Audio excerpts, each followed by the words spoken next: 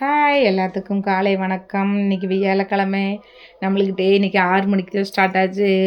3/4 மணி நேரத்தில் நம்ம பிரியாணி செஞ்சாகணும். என்ன செய்யலான்னு பார்த்தா காளான் பிரியாணி. நைட்டே காளான் பிரியாணி செய்யலாம்.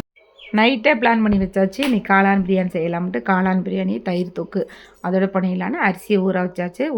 ஊற வச்சு தண்ணியை வடித்து வடித்து காளான் வெங்காயம் தக்காளி எல்லாம் போட்டு நான் அப்போயே எல்லாமே பொடியெல்லாம் அப்போயே ஃப்ரெஷ்ஷாக அரைச்சிக்குவேன்.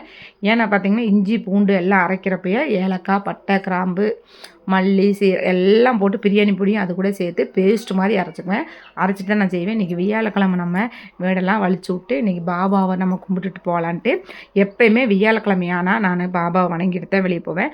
நான் ஒரு 12 வருஷமாக அவர்கிட்ட என்னென்ன வேண்டுதல் வைக்கிறேனோ அந்த வேண்டுதெல்லாம் எனக்கு லேட்டாக கொடுத்தாலும் அவர் நிறைவேற்றி வச்சுருக்காரு.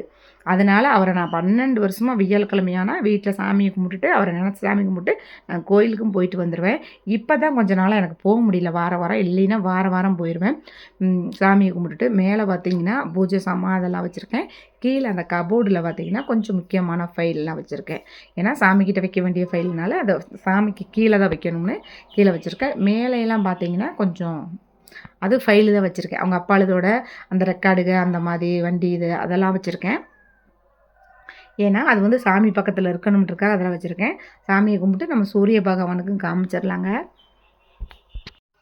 நம்மளுக்கும் வேலைக்கும் டைம் ஆயிடுச்சுங்க. எப்போ பார்த்தாலும் இந்த வியாழக்கிழமை உங்களுக்கு லேட் ஆகிடுது. பார்த்திங்கன்னா நீங்களாம் யார் யார் சாய்பாபா பக்தன்னு சொல்லிட்டு கமெண்ட் பாக்ஸில் கமெண்ட் பண்ணுங்கள். ஓகே, பாய்.